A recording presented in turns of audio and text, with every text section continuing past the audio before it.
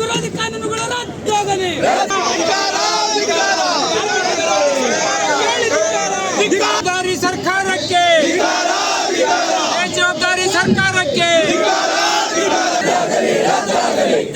ಕಾನೂನುಗಳ ರದ್ದಾಗಲಿ.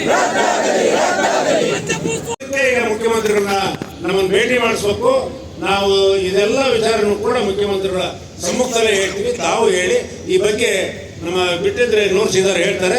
ಆಮೇಲೆ ಮಂತ್ರಿಗಳು ಅವರ ಉತ್ತರ ಕೊಡ್ತಾರೆ.